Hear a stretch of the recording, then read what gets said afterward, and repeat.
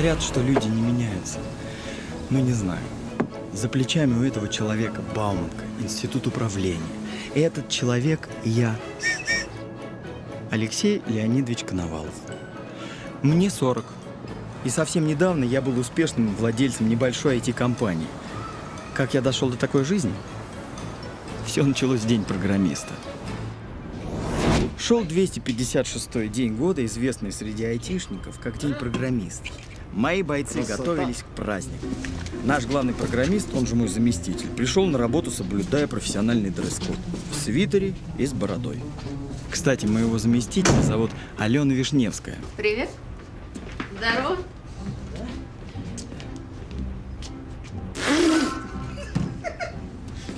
Шеф видел? Не. Ну сходи, поржет. Кто? Калькулятор? А он вообще смеяться умеет?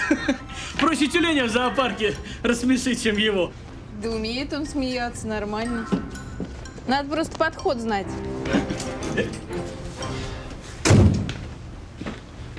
Доброе утро. Здравствуйте. Ален, зайди ко мне. Сейчас многие поисковики выпускают навигаторы. А у нас в этой сфере... Ален, я тебя прошу, сними тут дурацкую бороду, а? Она мне напоминает... Сисадмина. Сними, пожалуйста. С сайтами сейчас тоже далеко не уедешь. Тем более кризис на носу. Ну, мы, в принципе, к этому морально готовы. Алена, я не готов. Я 10 лет создавал эту компанию. Я не хочу смотреть, как она обанкротится. Поэтому нам нужен стратегический партнер. И ты его... Вау. Когда-нибудь слышал ли про Infinity Game? Так я в их крокодильчика до 7 уровня дошла. Вот. У них вообще много классных игр. Я узнал, что их владелец некий Дэвид Коти. На самом деле Давид Котов. Учился в Ленинградском политехе, потом во время перестройки уехал в Канаду и там создал компанию. У нас отличная фирма для дистрибьюции их игр в России. Нераздутый штат, отличные сотрудники и чистая бухгалтерия. На днях Коти прилетает в Москву. Такие дела он ведет лично. Так и чудненько. Нам скрывать нечего. Встретим, выгулим, все как надо. Это-то да. Понимаешь, не все так просто. А что не так-то? Коти родился в Любавичах.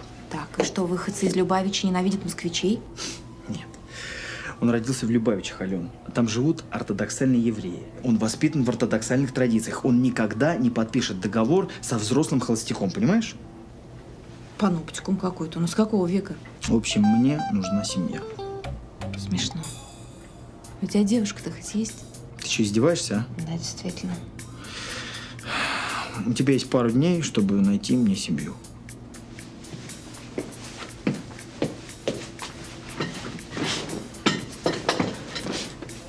Слушай, а ты мое резюме читал? Конечно, я твой начальник. И что там, в графе «Полезные навыки» было указано, что я имею опыт свахи? Во-первых, что тут сложного? Я же не собираюсь жениться. Просто обратись в какое-нибудь актерское агентство, вот и все. Действительно, что тут сложного? Ну, может быть, ты как-нибудь сам? Алена, кто будет компанией заниматься? Давай, все, иди.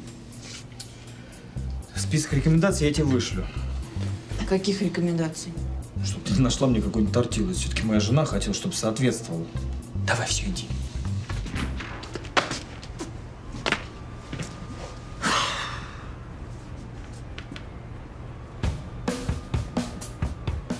Ну, на каких же подножках она будет играть? Да ни на каких, Рудольф Валентинович. Это, ну как вам объяснить, это для внутреннего представления в нашей компании. Любовь. Не к ней его душа стремится.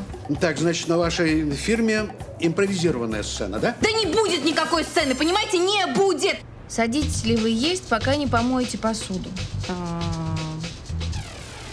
Мне просто нужна актриса с ребенком, вот и все!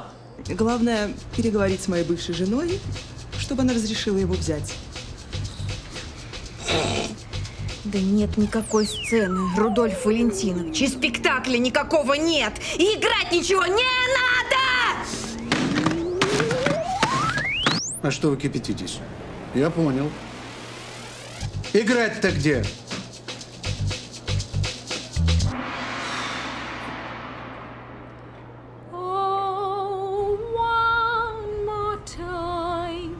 One more time, let me but for heart, forgive me. Oh, one more time. Да. One more Главное, объектив. Хороший объектив так мало стоить не может. time. И карту памяти не забудь. Forgive me. Карта памяти у меня есть, могу одолжить. А, все, карту памяти не надо, есть. Ну все, отбой. Дочка едет к подруге по переписке в Австралию. Круто. Ты что, банк ограбила? Машину продаю. Ну, обещала, если без строек окончит, что делать?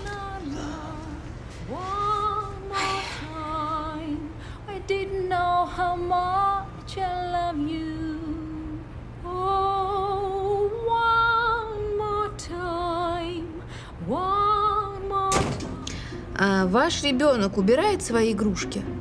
Сколько минут вы проводите в ванной? Какой вы предпочитаете дезинфектор? Вы пользуетесь кварцевальной лампой? Какую систему раскладывания вещей вы предпочитаете? Да особенно никакой, лишь бы ровно лежали.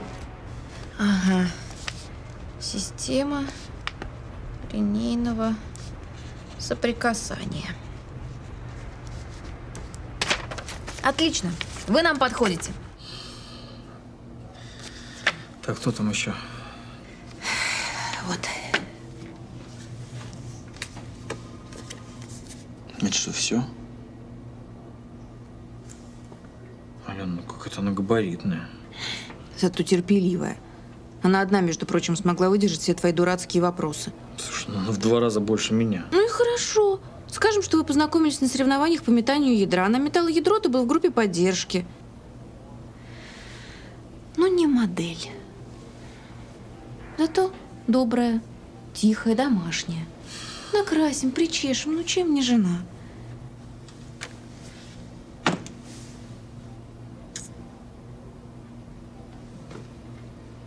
Ладно.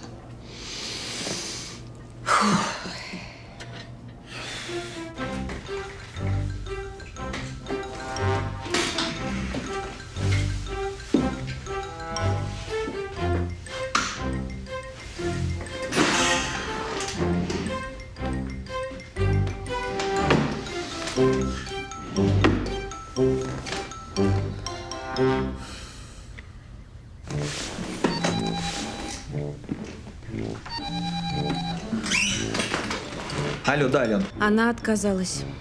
Как отказалась? Так предложи ей больше. Не взяла. И, кстати, у них актрисы закончились. Что значит актрисы закончились? Пусть новых закажут. Алена, Коти прилетает через неделю. Да где я тебе их возьму? Да откуда я-то знаю, где этих актрис берут? Странно.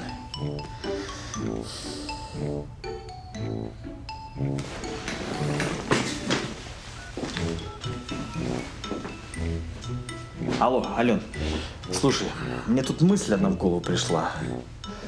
А может, ты сама как-нибудь? Тихо, тихо, тихо. Во-первых, ты меня знаешь, а во-вторых, у тебя с бородой отлично получилось. Возьмем на прокат пару детей, и все. Слушай, ты что, сегодня переработал, что ли? В смысле? Ален, я заплачу. Так, во-первых, у меня есть ребенок. Даже 2. А во-вторых, мои дети не продаются. У тебя что, правда есть дети? Ну ты правда калькулятор. Да что я такого сказал-то? Да ничего. Просто вот я, например, знаю о тебе все. Что ты ешь, что ты пьешь, даже что ты читаешь. А ты не знаешь, что я мать твоих детей? Так, а что я читаю? Но сейчас, например, заканчиваешь книгу «Тип людей и бизнес». Откуда ты знаешь? Я тебе вчера ее сама принесла. Слушай, Ален, ну я не могу быть в курсе всех нюансов. Знаешь, мои дети не нюансы. До завтра. Ален, подожди, Ален! Ладно. Ален, скажи мне, пожалуйста, сколько мы с тобой работаем? Я не буду играть твою жену. Фу, да. Я сказала нет. Оставь меня в покое, пожалуйста. Нет, я сказала. Нет, нет и нет. Все. Еще раз учительница пожалуется, месяц без компьютера. Кристина, а ты заходи к нему на переменах, следи за ним. Мам, не хочу, чтобы ко мне Мальвина заходила. Она всех девчонок распугает. Спокойно. Алена, доброе утро. Алексей Леонидович просил вас отвезти. Секундочку.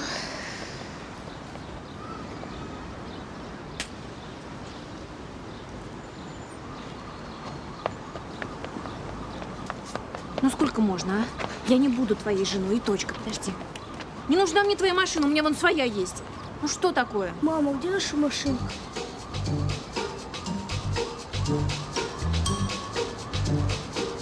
Угнали мою Австралию.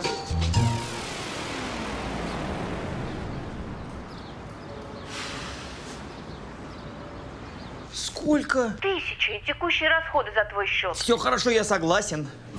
Познакомились. 3 года назад у меня на собеседовании на тебе были закатные джинсы и полосатая рубаха с расстегнутыми рукавами. Ого. Что ты удивляешься? На самом деле, закатные джинсы и расстегнутые рукава как-то нелепо выглядят. Вот и запомнил. Ой, ну а ты, как всегда, парился в дорогом костюме. Я еще подумала, вот думаю, пижон. Видно, что жарко человеку, нет. Несет свой галстук, как знамя просто. Ну, кстати, ты с тех пор не изменился. Чего о тебе не скажешь. Так, ну-ка поподробней. Ладно, поехали. Говори, что во мне изменилось? Запрос. 3 года назад ты бы никогда не попросил $1000 за такую пустяковую работу. Пустяковая работа? Изображать жену калькулятора. Ты знаешь, если бы не кризис ее поездок... Ладно, все, проехали. Пустяковая работа. Алена! Хорошо. Как зовут моих? Алена! Детей моих, говорю, как зовут. Антон 8 лет, Кристина 15. Называют меня дядя Леша. Слушай, ну может скажем, что это мои дети, а? Еще чего? Да я даже за $10 000 не заставлю своих детей называть чужого дядю папой. Ну, согласен. Хотя, знаешь, за $10 000... Так, стоп. Дядя Леша тоже нормально. Пиццу хочешь? А то сейчас уже лопну от обжорства. Сама ешь эту гадость. Так, мама. Капиталина Альбертовна. Какие у вас отношения? Уважительные. Звоню по праздникам, по выходным дарю цветы. Наоборот, да? Черт, никак не могу запомнить. По праздникам дарю цветы, звоню по выходным. Кстати, зачем я ей вообще звоню? Ну, ты же примерно семьянин. Ну да. Слушай, она точно не это... Она в санатории. А что, ты маму тоже хочешь взять? С мамой будет дороже, потому Стоп. что ей... За маму будешь сама доплачивать. Тем более у меня есть своя.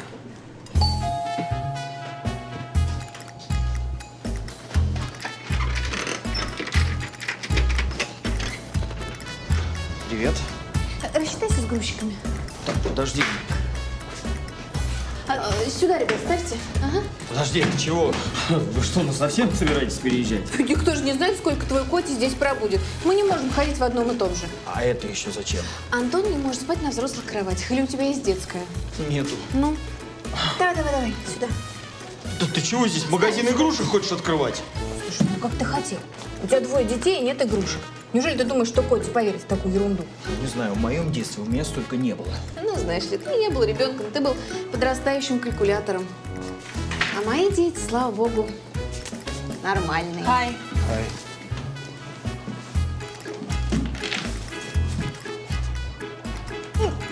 Так, стоять! Куда?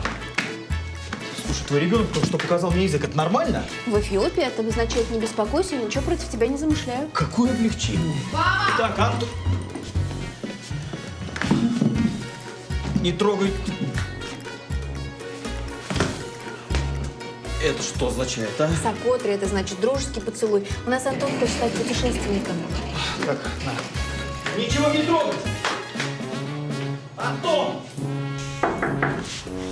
Кто там? Ты не поможешь мне кроватку собрать? Нет! Меня этому в Бауманке не учили!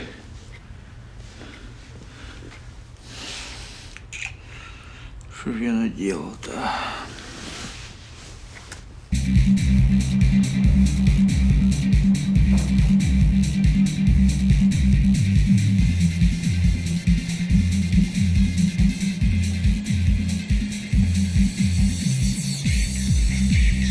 Это чего такое, а? Алена! Алена! А, дядь Лёш, она в магазин ушла! Потанцуйте с нами! Так, прекратите это немедленно, что? Выключите музыку! Черт!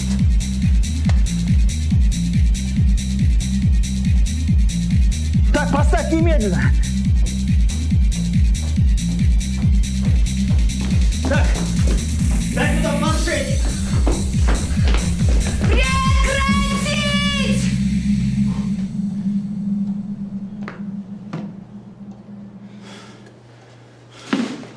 Ну-ка быстро отдай планшет.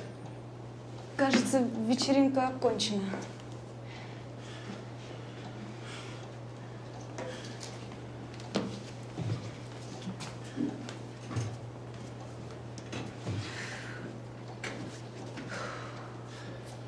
Я думал, это никогда не кончится.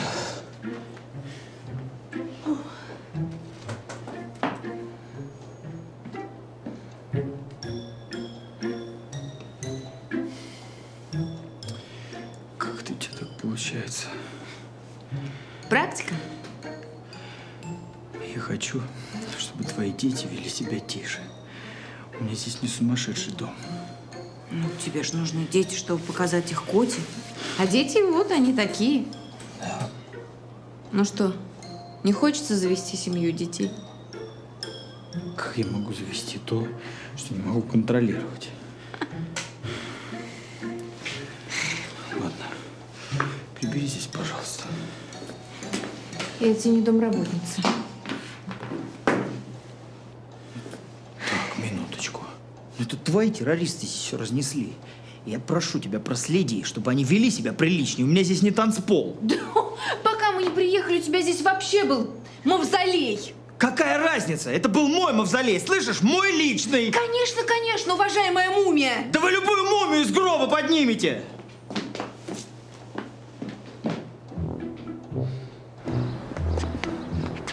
Это не дом, это дурдом какой-то. Это надо было ввязаться в такое.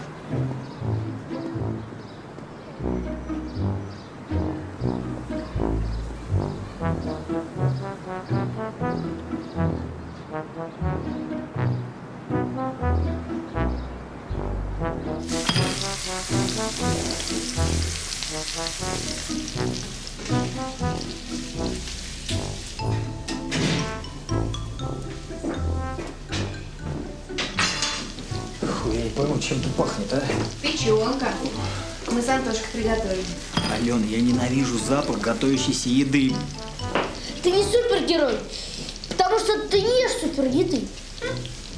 И вообще у тебя... А ты молчи. Звонит какая-то Наташа. Сказала, не может до тебя дозвониться, вечером зайдет. Черт, совсем забыл. Так, Ален, вот деньги. Ага. Передай, пожалуйста, только я тебя прошу, в квартиру не пускай. Я что, курьер, что ли? Тебе что, трудно просто передать деньги и сказать от меня? Почему я должна этим заниматься? А сам со своими бабами разбирайся. Ален, да при чем? А кто, кстати, она такая? Это моя бывшая жена. Черт, легко пойми. Меня нету.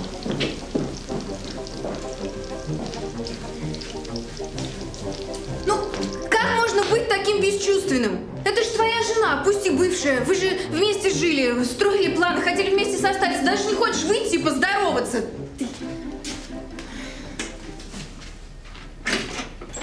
Здравствуйте. Проходите.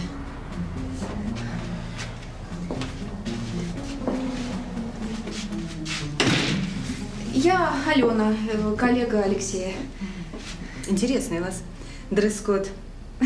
Наталья, бывшая жена. Сейчас.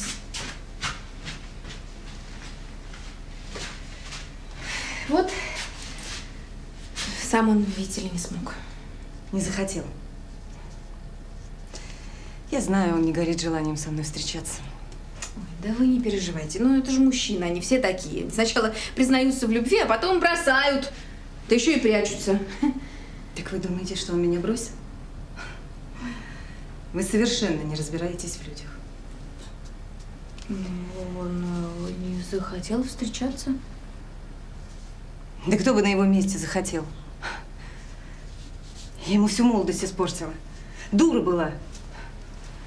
Бросила его ради карьеры, когда он еще на ноги не встал.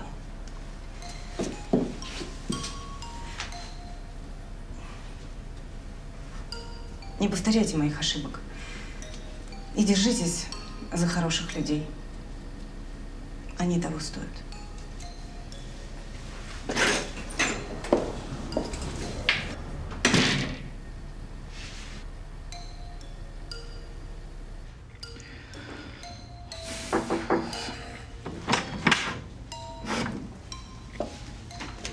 Можно?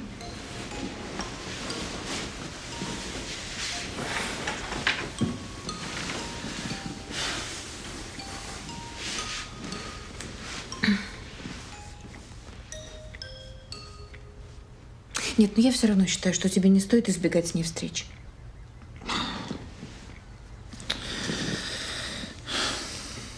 Ну, извини, да. Я погорячилась с выводами. Но я же не знала, что это она тебя бросила. Ладно, все. Ты так все уже в прошлом. Тем более, это был хороший урок, и я его усвоил. Поэтому больше серьезных отношений не завожу. Ого. Это как уйти в затворники, чтобы не заразиться гриппом. Слушай, ну такая профилактика хуже любой болезни. Ну, какая есть. Ну как? Все равно от всего себя не обезопасишь. Жизнь же, она такая, все просчитать невозможно. Почему же невозможно? Просто надо уметь контролировать свои эмоции. Ну и как? Получается? Получается. Поэтому в моей жизни порядок. Да уж. У тебя в квартире живет чужая женщина с чужими детьми. И в течение какого-то ближайшего времени они будут изображать твою семью. И ты это называешь порядком? Ну, это же временно. Через несколько дней все опять станет на свои места. А вот у тебя... А у меня не встанет. И слава богу. Ну да, может быть, моя жизнь сумбурна, но мне другой не надо. У меня угнали машину, которую я собиралась продать, чтобы отправить дочку в Австралию. Поэтому мы здесь. Может, кто-то скажет, что это хаос. Но для меня это просто проблема, которую надо решить. Вот и все. Не знаю, я бы так не смог. Тебя никто не заставляет. Спокойной ночи.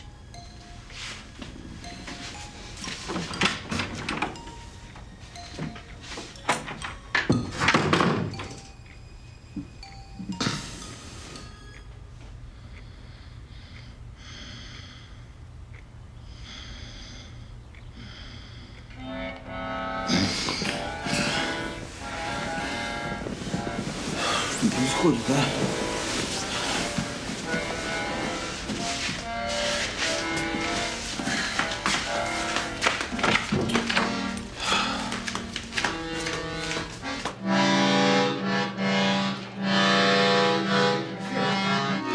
Что происходит, а? Антон, ты с ума сошел? Время 6 утра. Что за какофония? Никакая и не фоня.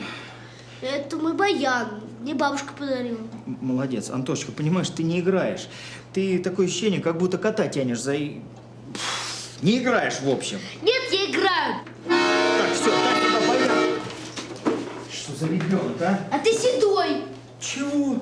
Слушай, ты что, издеваешься? Ты почему с тобой так разговариваешь, а? Тебя кто вообще воспитывал, а? Ты чего кричишь на ребенка? А чего он...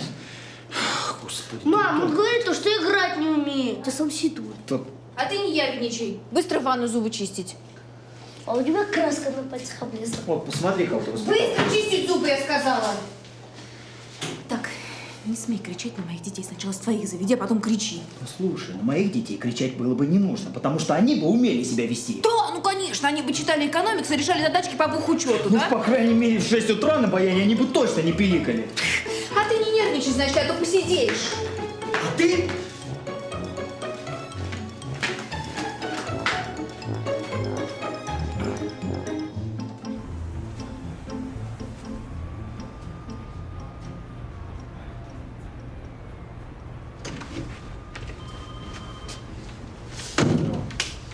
Макатиша Хаяка.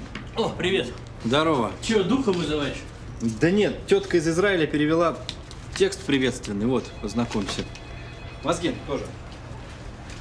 Макатиха. Ты так язык сломать можешь.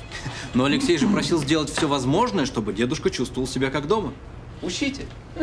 Брухим! Москва.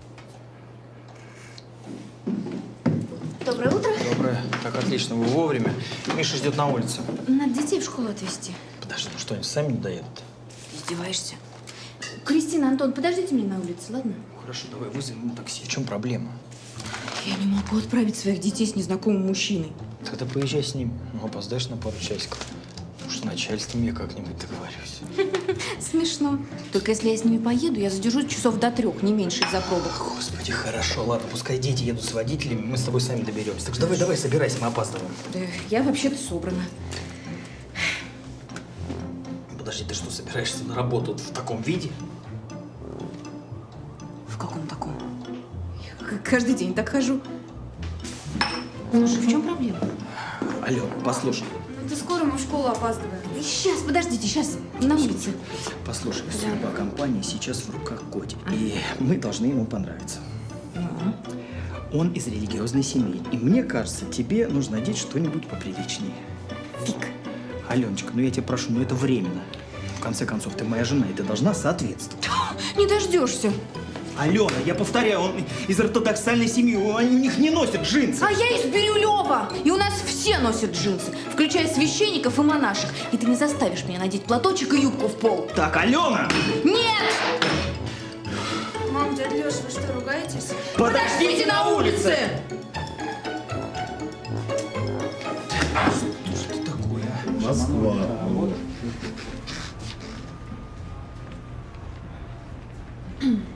Институт благородных девиц. Дэвид, вот это мой скромный офис. Шалом! Макатиха Хаяка. Шаману Алиха работ, Вемиот, Смехим, вот Хаят. Брухим Хаваим Ле Москва. Москва. Иршлотет Хаедот. Едот. Хаверину Хаякар. Якар.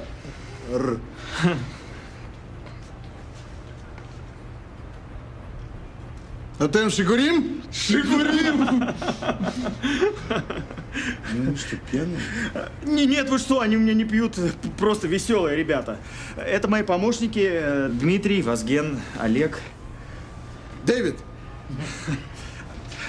Это Алена, моя жена и мой заместитель. Очень приятно. Мне тоже. Очень много о вас слышала. А чё, что я по-русски-то? Дэвид, давайте пройдем в конференц-зал. А после совещания, я знаю, здесь неподалеку отличный рыбный ресторан. Прекрасная идея, но только я рыбу не ем. Но на той стороне улицы есть великолепная пиццерия. Там мы и проведем наше совещание. Отличная идея. Мы с женой очень любим пиццу. Особенно Алексей. Просто обожаю. Да. Очень. Пища богов. Знаете, я очень люблю пиццу. Да. Вредно. Жирно. Но вкусно. Я фанат пиццы. Я думал, что сначала мы займемся дистрибуцией, а потом уже, если все пойдет хорошо, мы можем наладить. Алексей, да хватит о работе. Давайте, вот, ешьте пиццу, потом добавка. Спасибо. Кушай, кушай. Правильно. Тонко резать пиццу вкуснее. А знаете, в чем секрет моего успешного бизнеса? В чем же? Да вы ешьте, не отвлекайтесь. В пицце. Да ну. В хорошей пицце. Я когда приехал в Канаду, у меня ничего не было. Была майка, одни джинсы. Ну, по ночам я разгружал вагоны. Ну, а днем я ходил в пиццерию. И однажды я порезал тонко-тонко пиццу и вдруг увидел, что эти кусочки похожи на крокодильчиков. Я подумал, а что если герой бежит по болоту, и эти крокодильчики хватают его за пятки? Ну и, в общем, придумал игру. Вот. Ну и только потом мне сказали, что эта игра станет хитом. Господин Коти, Дэвид, вы знаете, мы с женой крайне редко готовим пиццу дома, но мы бы были рады, если бы вы при случае загляните к нам в гости. Да. Да что ж при случае-то, Алексей? Давайте прям сегодня. Отличная идея. Конечно.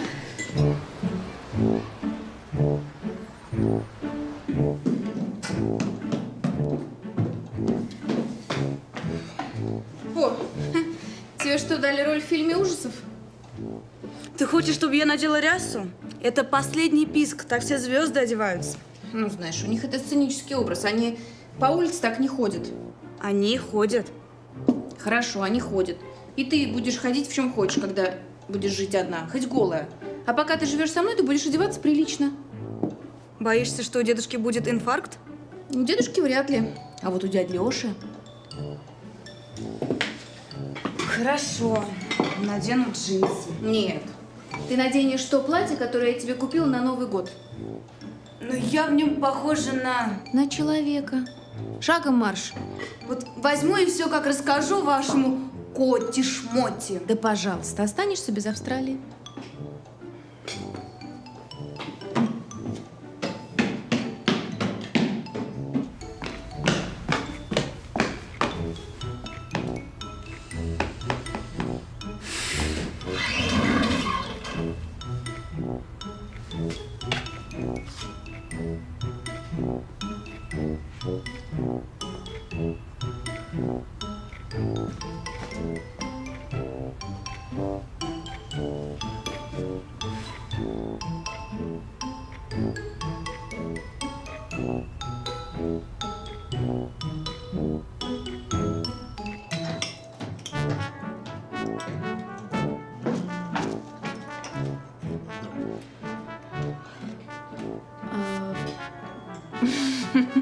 Наша дочь, Кристина. Очень приятно. Друзья мои,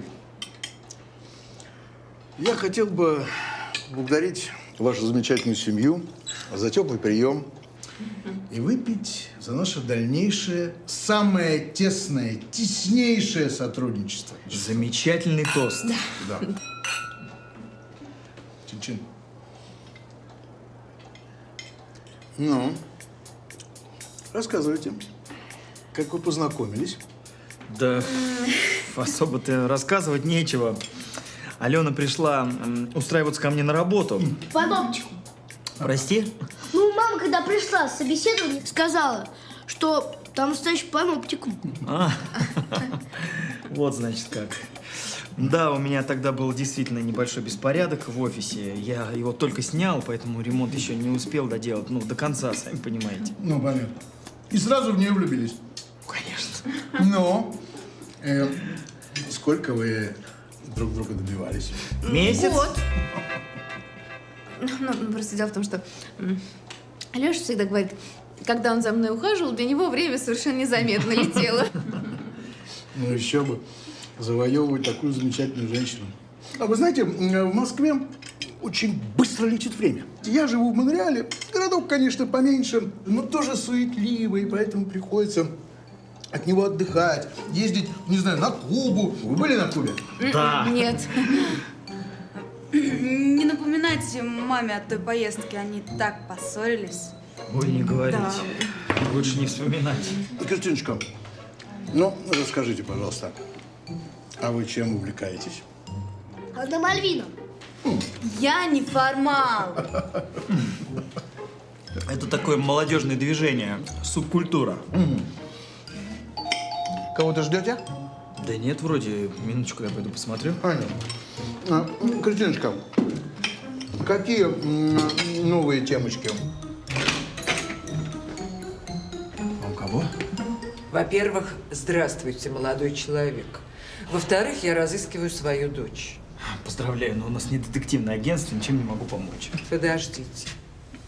Мне дали адрес в вашей фирме. Так. Моя дочь Алена Вишневская. Вы же в санатории. Как видите, уже нет. И ключей от дома у меня тоже нет. Позовите, пожалуйста, Алену. Минуточку. Ален, там в прихожей твоя мама. Да этого не может быть, она в санатории. Значит, у тебя две мамы, потому что одна из них сейчас стоит в моей прихожей. И будет лучше, если ты куда-нибудь уберешь. Секундочку. Что это?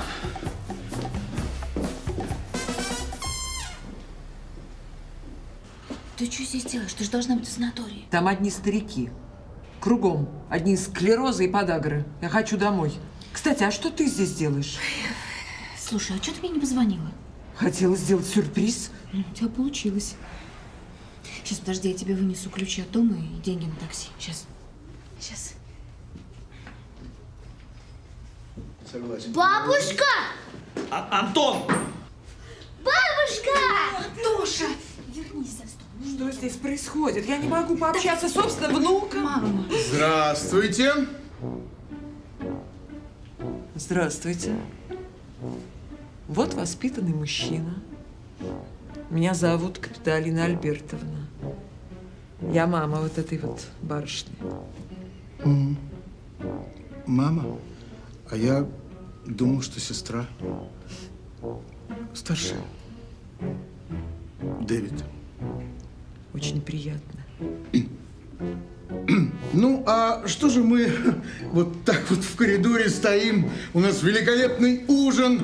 Ваша дочка прекрасно, фантастически готовит. Дэвид, мне кажется, Капиталина Альбертовна как раз собиралась поехать домой. Да. Я с удовольствием бы перекусила, потому что у нас там ужасная кормежка была в пансионате, как в советской столовой. Привет, Кристина. Вот так. Что здесь происходит? Что?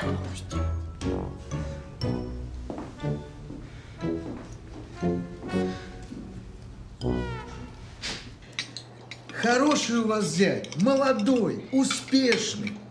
И отец, видимо, тоже хороший. Какой еще зять? Действительно, какой же зять? Для нашей мамы я не зять, я сын. Что вы имеете в виду, простите? Мам. Капиталина Альбертовна. Что? Дэвид, дело в том, что мама очень устала, на 200 километров проехала. Ничего я не устала.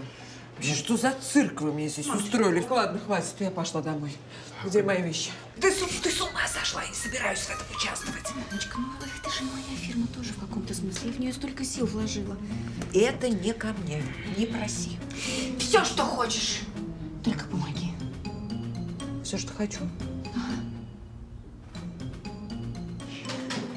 Дэвид, меня ради бога извините. Ну, у нас с Алексеем бывает иногда некоторые разногласия, а в какой семье их нет. Правда, сынок? Правда, мама? Понимаю, Танечка, понимаю. Что с ней сделала?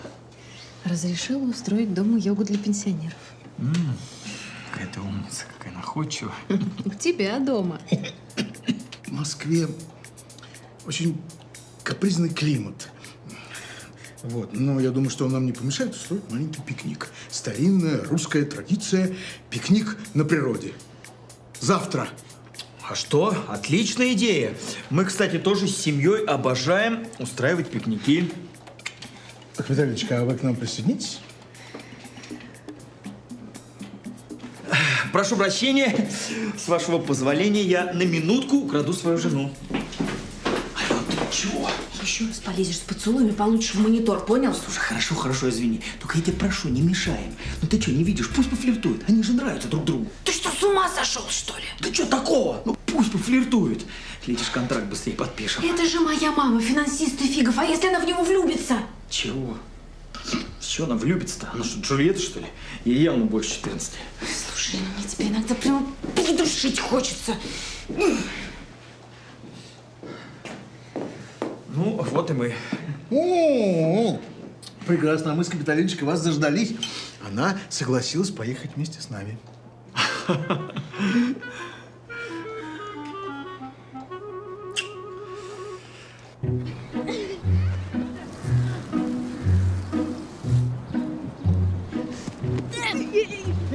быть Мальвина косолапая. Дай мяч. Сейчас у меня кое-кто получше. Так, тихо. Кристина, Антон. Слушай, я пойду с ними поиграю, а то они друг друга побивают. Мам, порежь, пожалуйста, огурчики.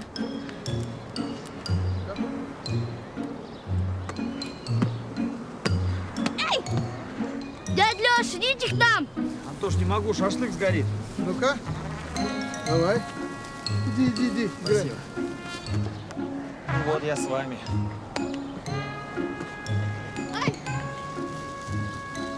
Не замерзли? Я зимой в прорубь ныряю. Угу. Давай им восхищаюсь. А я так что-то и не решился. Это совсем не страшно. Надо только первый шаг сделать. Вот как в жизни. Боишься чего-то, боишься даже начать. Потом делаешь, думаешь, чего ты трусил вообще? Угу. Вы смелая женщина. Меня захвалите. Капиталина Альбертовна. Можете просто капа. Угу. Давай.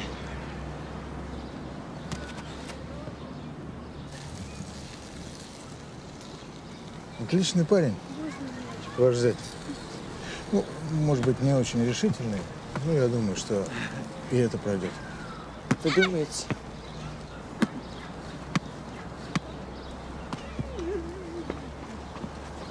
А не пора ли нам перейти на «ты»? Не возражаю. Молодец.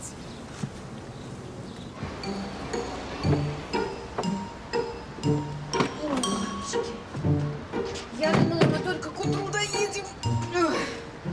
50 километров в час. Надо быть таким осторожным. Если бы я был неосторожный, я бы был мертвый. А самый смелый потом остается с кучей детей. Так, Кристина, держи. Да, Катюш? Подожди, тихо, спокойно. Объясни по-человечески, что происходит. А в больницу звонила? В полицию? Успокойся. Успокойся. Сейчас я приеду. Да. Давай. Так, стоп. Куда ты приедешь? Слушай, у подруги папа пропал. Утром ушел и до сих пор нет. Телефон не отвечает. А ты чем можешь помочь? Как это чем я могу помочь? Я ее подруга. У нее кроме меня и папы вообще никого нет. И чего? Так, стоп, а дети? Ну, посмотри за ними. Мама поможет. Ты с ума сошла? Алексей, звонила Алена, просила передать, что она задержится. К вам, возможно, зайдет Антон и будет просить, чтобы вы с ним посидели. Не соглашайтесь. Он до сих пор боится засыпать один, надо его приучать спать в темноте. Хорошо.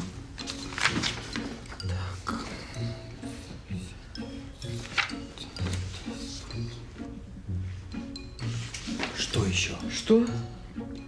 А вы не понимаете, что вы обманываете хорошего человека и прикрываетесь моей дочерью и ее детьми? Минуточку. Что значит прикрываюсь? Я что ли, от бомбежки, что ли, защищаюсь? И вообще, что плохого в том, что Алена, идите сыграть небольшую роль, причем за деньги, за немалые деньги. А вы понимаете, что им потом придется вернуться домой? Конечно, придется. А куда же им еще? Конечно, куда же им еще-то?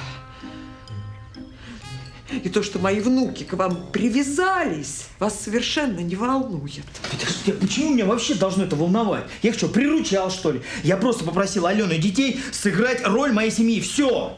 Нет такой роли. Сыграть семью невозможно. Алексей.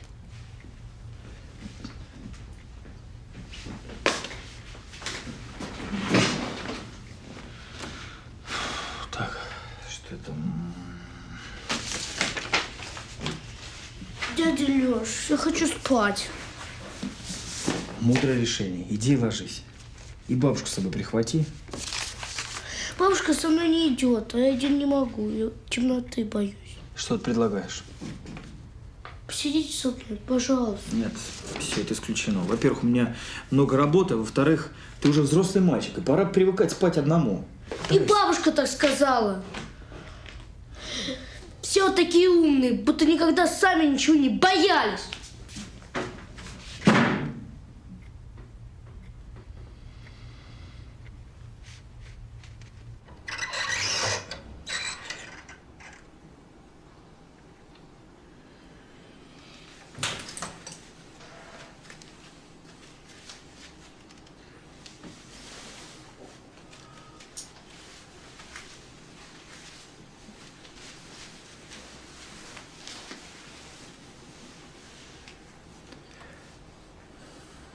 Ты знаешь, я тоже в детстве боялся темноты.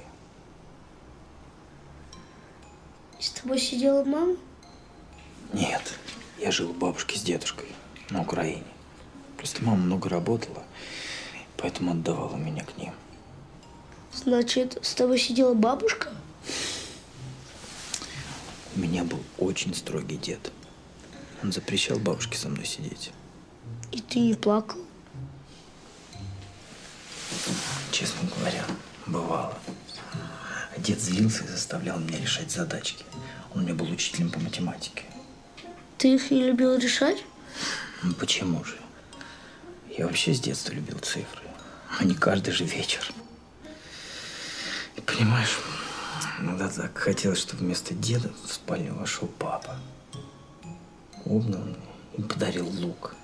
Представляешь, с самого детства мечтал о классном луке. А дед был против. Говорил, что это баловство. Я думаю, дедушка тебя любил. Он просто задачками отвлекал тебя от темноты. Я тоже так думаю. Ах, сейчас бы я много отдал, чтобы вошел в спальню дедушка с учебником и задачками. Он умер, да? Ну ладно, все, спи. А у тебя нет какой-нибудь задачки? Подожди.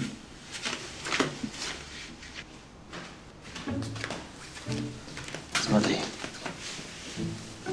Есть задача Эйнштейна.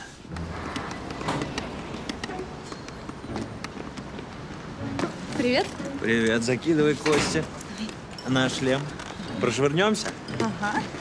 Куда это мы собрались? Никуда. Я просто поздороваться вышла. Жди меня у подъезда.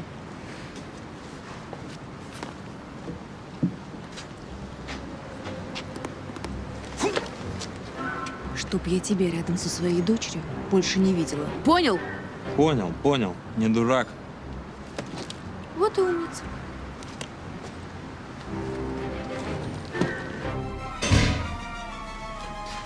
Спит без задних ног. Все-таки математика – великая наука. Я ему задачку задал. Мой дед когда-то так делал. Представляешь, сразу же уснул. Слушай, отличная методика. Можно патентовать, Алён. Так, что случилось? Крис, иди к себе в комнату. Что произошло? На тебе лица нет. На тебе головы нет. Полегче. Я все-таки твой начальник. И я уложил Антона. Пока ты укладывал Антона, Кристина чуть не уехала на мотоцикле с каким-то придурком. Ален, ну я все-таки не нянька, я не могу за всем уследить. Но она подросток, понимаешь, за ней нужен глаз да глаз. Господи, опять я виновата. Да ни в чем ты не виновата. Не твоя же семья, в конце концов. Антошку уложила, на том спасибо. Тяжелый день. Да уж. Денек так себе.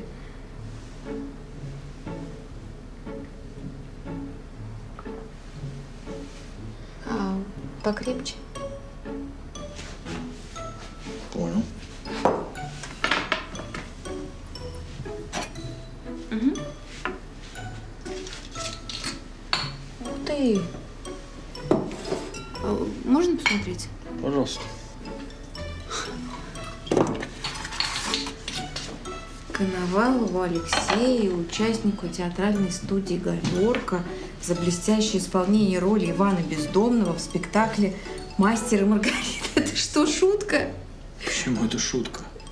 Ну, знаешь, если бы я на работе рассказала, что наш калькулятор играл Ивана Бездомного в школе, мне бы никто не поверил. Во-первых, не в школе, а в институте. А во-вторых, ничего сложного. Я построил эмоциональный алгоритм образа Ивана Бездомного. Тогда понятно. Ты чё? Ты еще правда поверил? Развел меня. Так полегче, я все еще твой начальник. Да не начальник, ты а провокатор.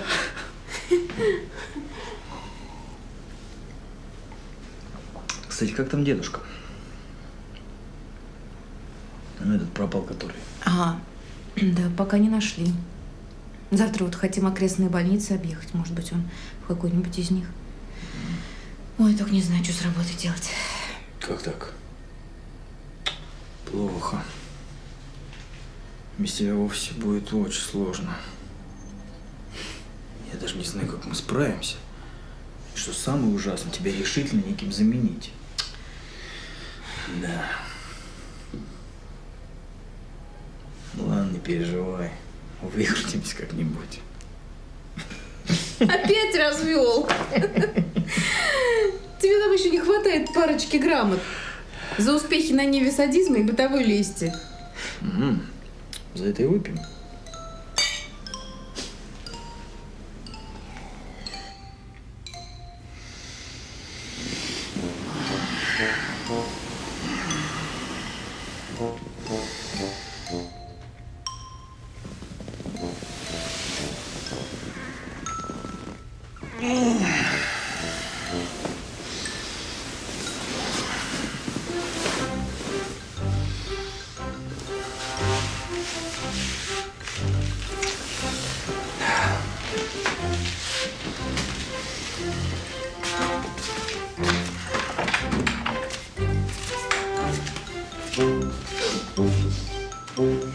Доброе утро, Алёша.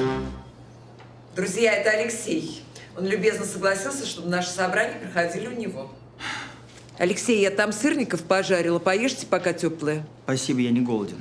Ну как же, обязательно покушайте. Капиталина Альбертовна, я крайне редко ем дома. Да и спортом предпочитаю заниматься вне его стен. Что это с ним? Нет, я, пожалуй, пойду. Да, я, пожалуй, тоже. Ну вот, всех разогнали. Нельзя же так с людьми. Я их сюда не звал. Зато нас звали. А это наши друзья. Хотя о чем это я? Вы слова-то такого не слыхали. Почему же слыхал? Проходил в институте управления. В теории менеджмента дружба – это легкий способ добиться всего при минимальных затратах. Я очень сомневаюсь, что у вас когда-нибудь были друзья. Вы же ходячий… Калькулятор! Знаю! Тоже мне бином Ньютона. А что вы кричите? Слушайте, а что вы все от меня хотите, а? Что вы все ко мне лезете со своими нравоучениями? Я вам что, не понимаю, конструктор, что меня по частям разбирать? А? Собой займитесь. Дочка, он воспитывает 2 детей без мужа, а мамаша на старости лет крутит романы с заезжим гастролером из Канады. Тоже мне семья с нравственными… Вы о нас ничего не знаете и не смеете говорить. Моя дочь была безупречной женой. И не ее вина, что ее муж ушел к молодой практикантке. Да и я, мне кажется, заслужила право, как вы выражаетесь, крутить романы на старости лет. И даже если Дэвид уедет навсегда, я с величайшей нежностью буду вспоминать эти несколько дней счастья. А вам и вспомнить нечего, потому что вы же все откладываете на завтра. А если завтра не настанет никогда?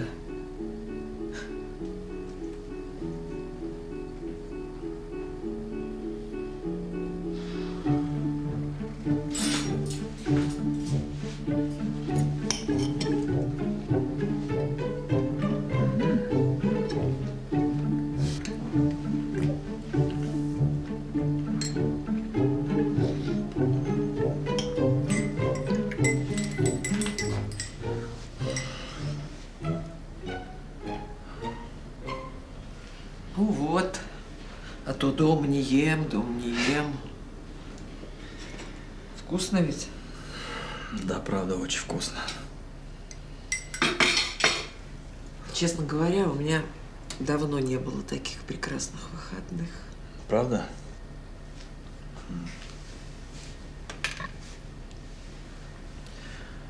А вы йогой-то давно занимаетесь? Около 10 лет.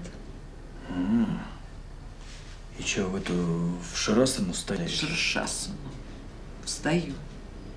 Да ладно. А я так и не осилил. Йога – это же не набор упражнений. Йога – это философия. Алексей, я хочу поблагодарить вас за сказочный отдых. Дэвид, пустяки. Какой там отдых? Ужин и уикенд. Я уверен, что у себя в Канаде вы отдыхаете более динамичнее. Ну, не совсем так. У себя в Канаде я ничего, кроме стен своего личного кабинета, не вижу. Вообще, после смерти моей жены я перестал отдыхать. А сейчас думаю, что зря. Жизнь проходит. Очень редко встречаюсь с сыном. Он заведует филиалом. У него своя жизнь. Жена, дети. Ну, а вы за это короткое время стали моей семьей. Спасибо, Дэвид. Вы знаете, я тоже вас хотел кое о чем попросить. Да. Может, это, конечно, не мое дело, но я не мог не обратить внимания, как что у вас с моей, с Капитолиной Альбертовной завязалась дружба. Вы знаете, она у нас дама чувствительная, немножко своеобразная, ну уж какая есть. Я просто хотел вас попросить, чтобы вы не делали необдуманных шагов. Алексей, ну как же это прекрасно, что вы заботитесь о теще. Да боже упаси! Я и не хочу, и не могу сделать ей ничего плохого. Спасибо. Ну, вот, собственно говоря, юристы подготовили договор. Давай, осторожно. За деревом по-любому есть. Да, Вот, я же говорил. куда ты? Слушай, а то мне оружие. Пошли. Мочи, давай. Во-во-во, сейчас молодец. Ну, видал, как он рубится? Во-во-во. Мы не в Марию играем. Понял. Есть, молодец.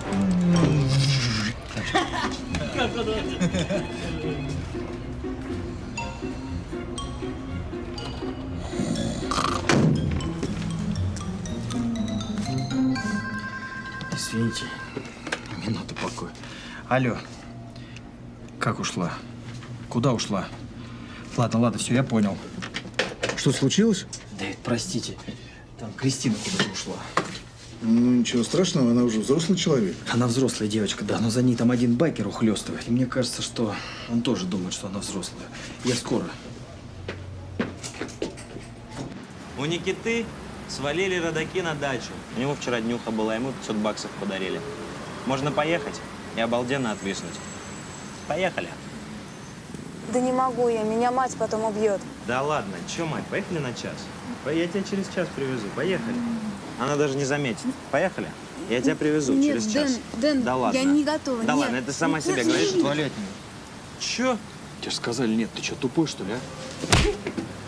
Ты чё, ты кто? А? Еще раз подойдешь, мне ноги переломаю. Ясно? Я тебя запомнила! Ты дура, что вообще ко мне не подходила!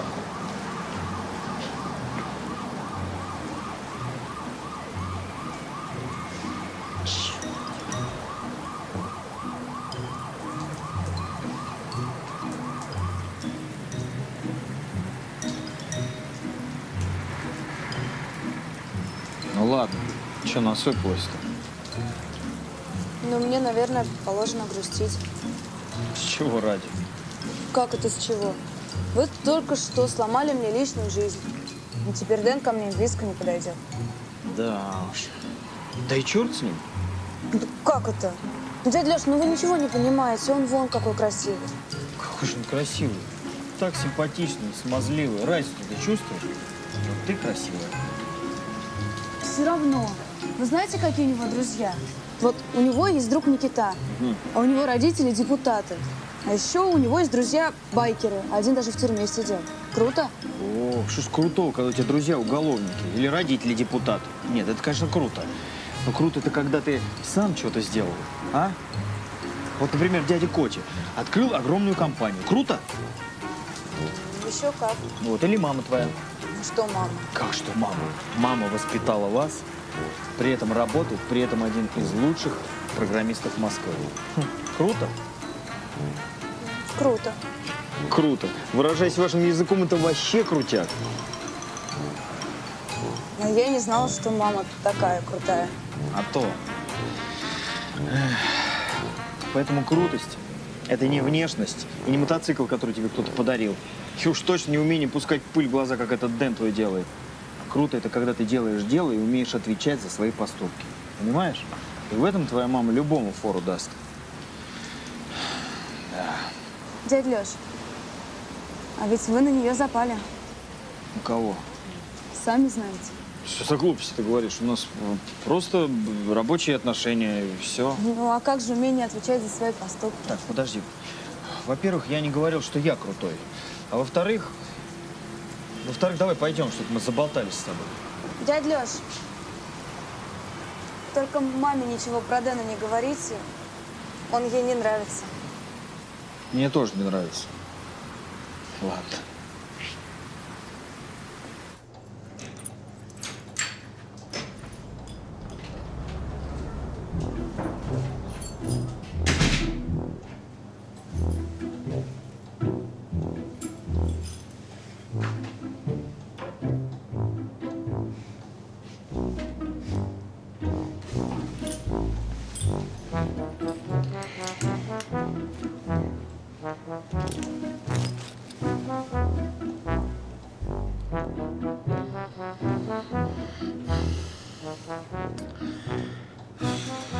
Что, нашли дедушку?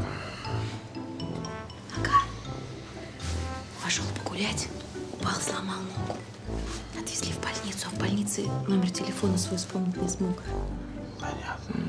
Ну ничего, врачи говорят, скоро поправится. Ты скажи, ты что с моей мамой сделал? Невиновен. А что говорит прокурор? Прокурор говорит, что ты ее обаял за один день. И отказывается теперь тебя называть калькулятором. Жаль.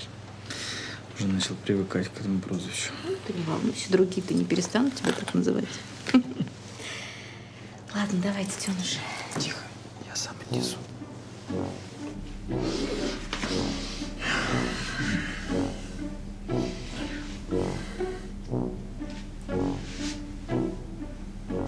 Нормальный, никакой не седой.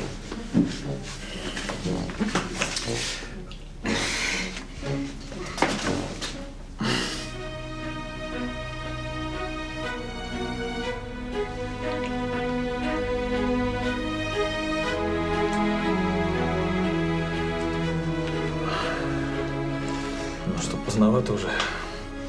Пора спать ложиться.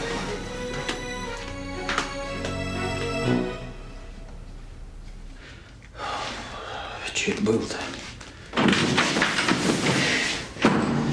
Вообще-то это моя спальня. Какая разница? Что это было? Что было? Слушай, ты мне тут веником-то не прикидывайся. Ты меня только что поцеловал. Ну, извини. Извини? То есть ты целуешь женщину, потом ты убегаешь, ты прячешься, как нашкодивший мальчишка, и еще извиняешься. Послушай, а почему ты все время убегаешь? Тебе что, совсем не интересно, что будет дальше?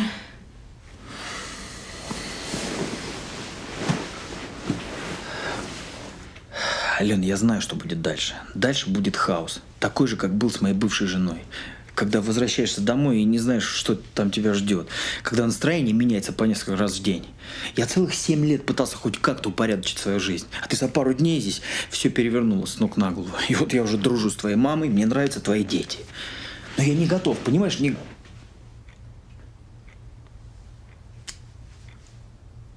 Хватит.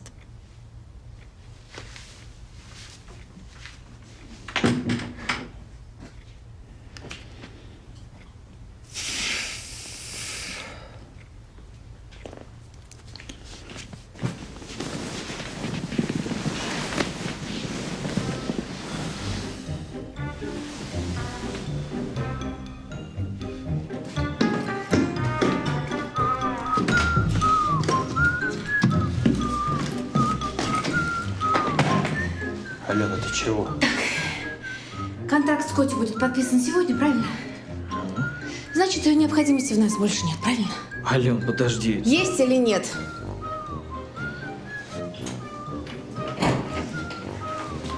Мам, мы... Вот. Отнесите в машину.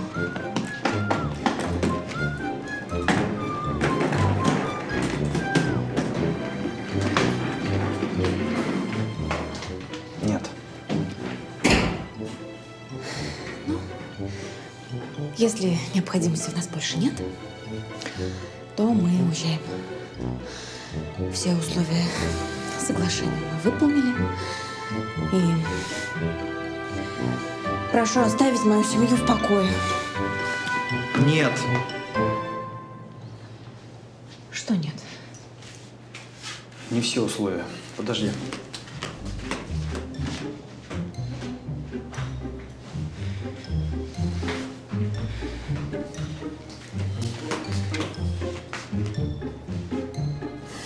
Спасибо за отличную работу. Вы прекрасно справились. Вот гонорар.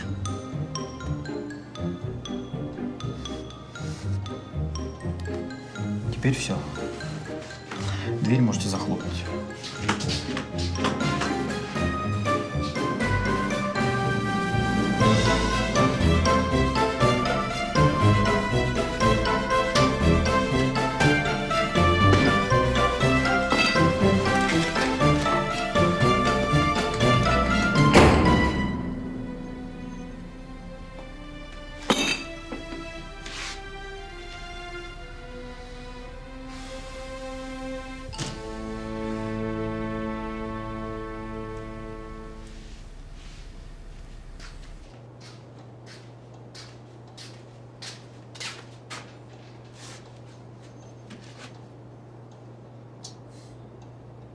Посидел.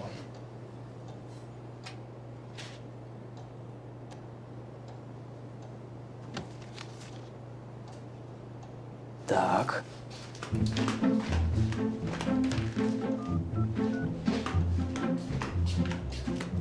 Алло? Ален, ты деньги забыла. Что значит, тебе от меня ничего не нужно? Ты их честно заработала и должна забрать деньги. Какое к черту заявление об уходе? Я его не подпишу. Да мне плевать, что у нас нет крепостного права. Я его не подпишу. Все, забери деньги. Что за женщина?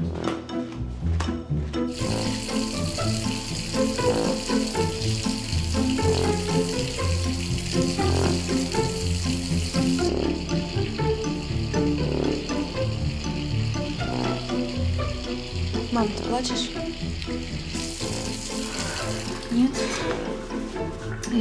Вода умылась просто. Конечно, вода у нас хлорированная, глаза от нее красные. Как это у меня умная. Даже страшно становится.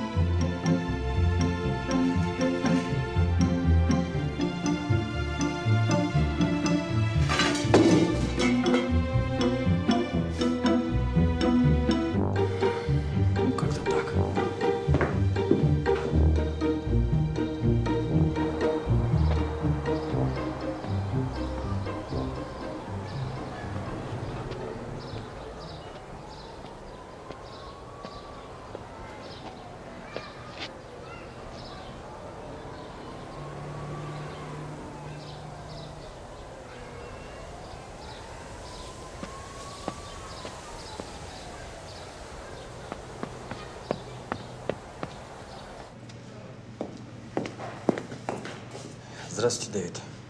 О, Алексей, привет. Позавтракайте со мной? С удовольствием. Да. Тем более у меня к вам есть разговор. Долгий? В общем, кофе, пожалуйста. Даже не знаю, с чего начать. Так вот. Сначала.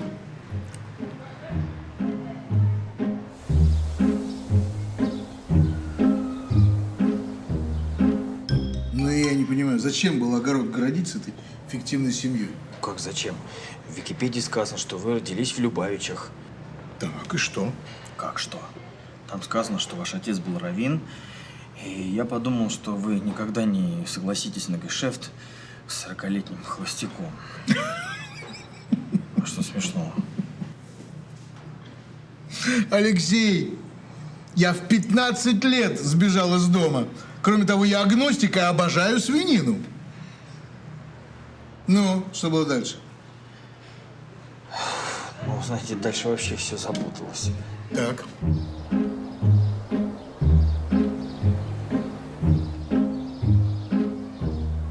Отличная история. Только я не понимаю, зачем вы мне ее рассказали. Я хотел, чтобы вы знали, что у нас с Аленой никогда не было семьи. А вы уверены в этом? Уважаемый господин Коти, я прошу прощения за обман. Так. И за обманутые ожидания. Тем более, я думаю, что слияние наших компаний, очевидно, не состоится. Ну, почему это вы отказываетесь от слияния? Дело в том, что Алена уволилась, а без нее я не вижу в этом никакого смысла. Так что я прошу прощения. Вообще, это была изначально дурацкая затея. Все к черту все. Буду рисовать сайты, в конце концов, я на этом неплохо зарабатывал. Понимаете, Дэвид, без Алены мне не нужна эта компания. Ну так и скажите ей об этом. Да я говорил уже 100 раз, она не хочет со мной разговаривать. Знаете что, дорогой Алексей, давайте не будем пороть горячку.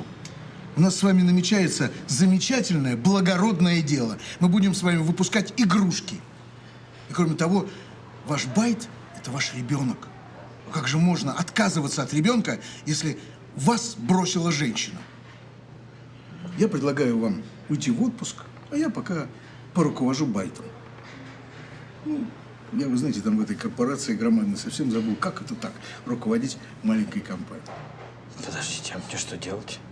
Встать на голову. Не понял. Знаете индейскую притчу о Доне Хуане и волшебном олене? Нет, не слышал. Однажды пути Дона Хуана и волшебного оленя пересеклись. Обычно человек при встрече с волшебным оленем пугался и в конце концов становился жертвой этого волшебного оленя. Ну, а если на пути встречался охотник, то он хватался в конце концов за оружие и убивал волшебного оленя. Но Дон Хуан решил пойти своим путем. Он встал на голову и заплакал. Олень подошел к нему и спросил: «Почему ты плачешь, Дон Хуан?»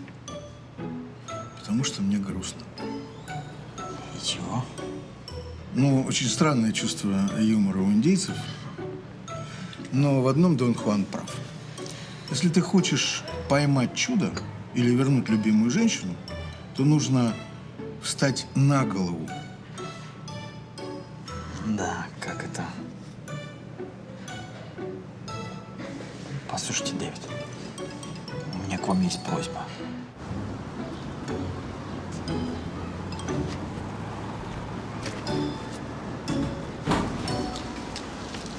Ой, Аленочка, добрый день. Здравствуйте, Галина Васильевна. Как здоровье? Да ничего, все хорошо.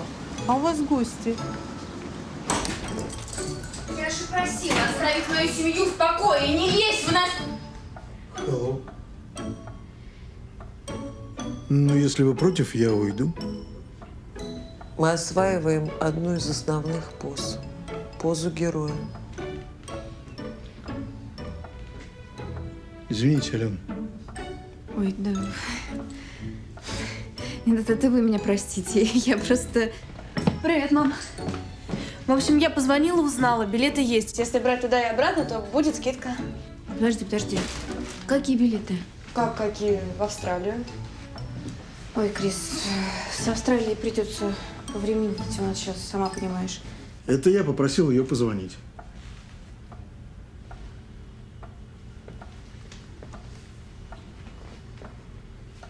Ну, просто я до безобразия богатый старикан, и мне хочется сделать вам приятно. Я хочу оплатить эту поездку. В долг, конечно. Ну, а вы отдадите, когда сможете. Ты настоящий йог. Ну, не знаю, ну... Разве что в долг. Да. Ура! Я еду в Австралию! Спасибо, мама. Бабушка.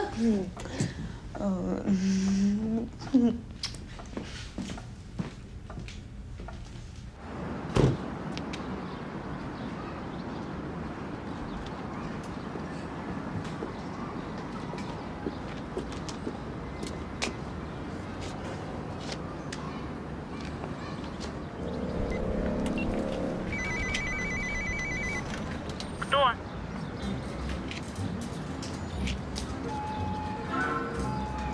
Кто там? Это я. Я вот документы принес. Сейчас.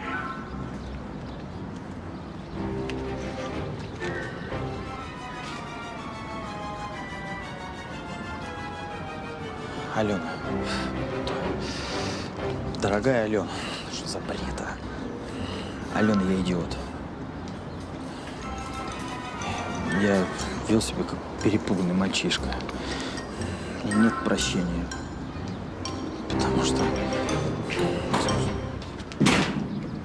А где же добрый день, Капиталина Альбертовна? Алена просила меня забрать документы. Понимаю.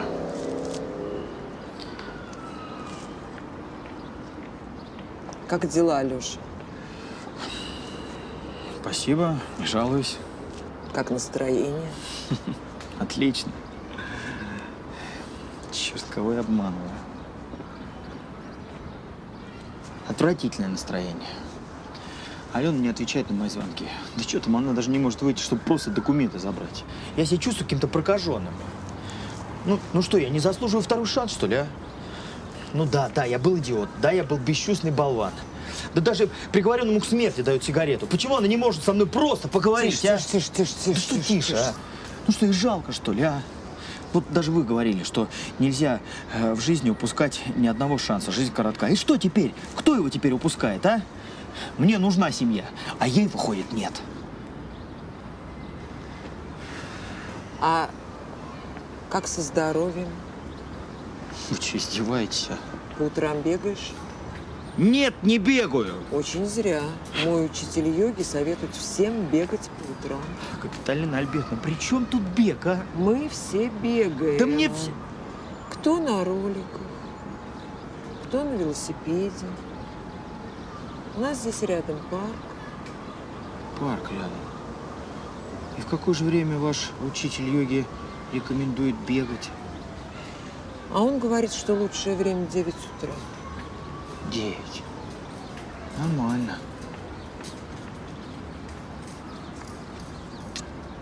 Спасибо.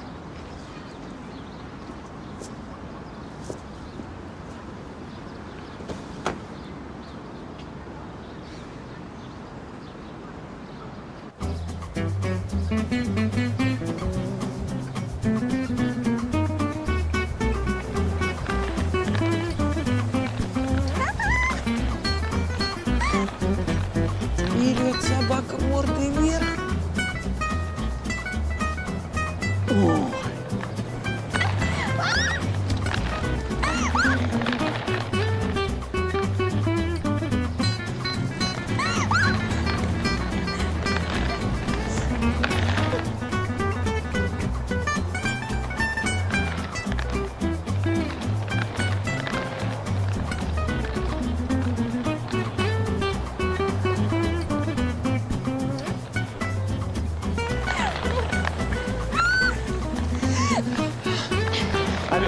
Ален, подожди, пожалуйста. Я прошу тебя, ну, пожалуйста, просто выслушай меня. Аленочка, послушай. Я очень многое понял после того, как вы ушли. Раньше моя жизнь была спокойной. На самом деле, мне было очень одиноко. Это, знаешь, как в темноте. Я больше не хочу жить один в этом доме. И я больше не хочу бояться темноты. Я прошу тебя, дай мне еще один шанс. Пожалуйста. Возвращайся.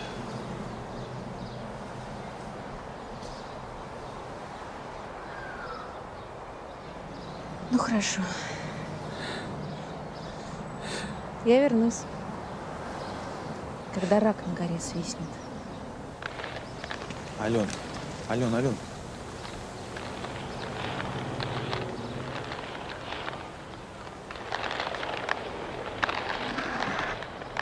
Ну как, дядя Лёш? Ну что, простила?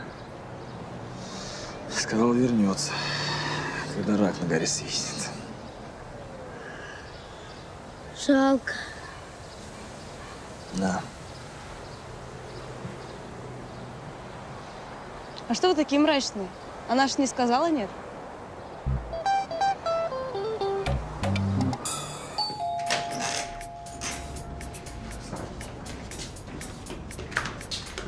Все купили? Да. Как дела? Нормально. Пойдем. Заходи. У нас примерно 3 часа. Я поговорила с бабушкой, она все-таки смогла пойти с мамой погулять. Но мама, естественно, не соглашалась, но бабушка ее уговорила. Я якобы с Антоном пошла кататься на роликах. И учтите, я обманываю свою родную мать за вас. Понял. Ну? Вот. Так, вот.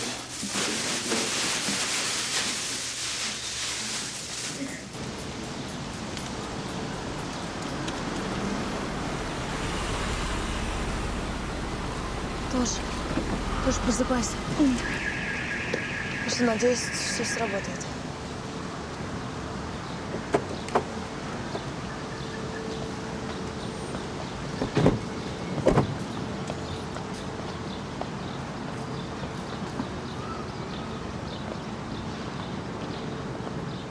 Все, ничего не забыли? Нет, все. До завтра. Пока. Дядя Лёш, это тебе. Только маму пройдет прямо все. Спасибо. Мечты сбываются.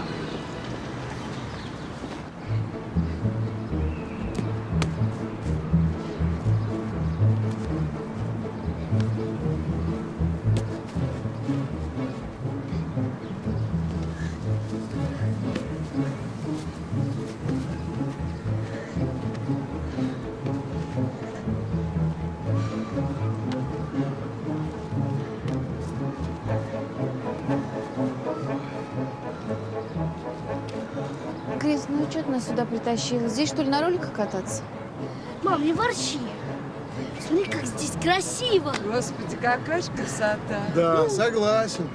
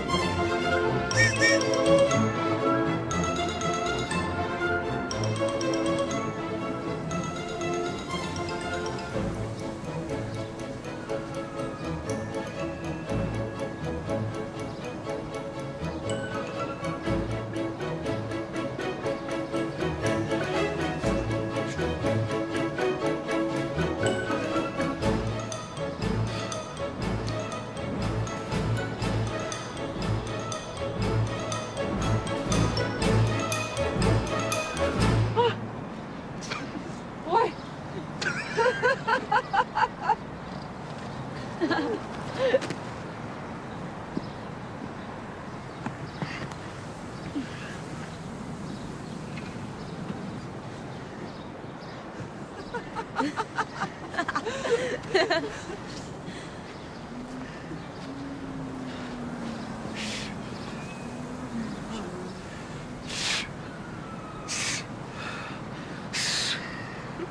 Сейчас.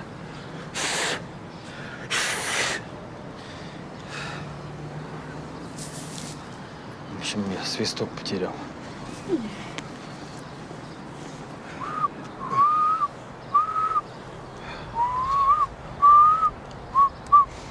Оболтусы. Ну ладно, он ребенок, а ты-то взрослый мужик. Да какой же я взрослый мужик-то?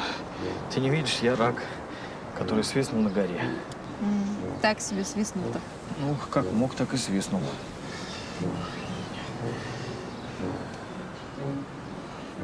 И теперь ты должна ко мне вернуться. Ты же обещала. Как же я могу к тебе вернуться, если ты рак? Я ж не просто рак. Я рак, который в тебя влюблен. Возвращайтесь уже. Всем табором. Я без вас жить не могу. А как же твой порядок? Ты же знаешь мою семью, тебе зачем такой хаос? Да к черту этот порядок. В моей жизни как раз не хватает хаоса. И вообще я рак. А зачем раку порядок?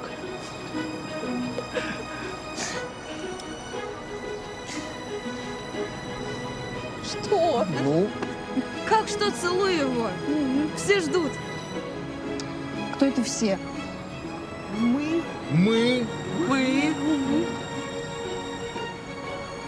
И вон они.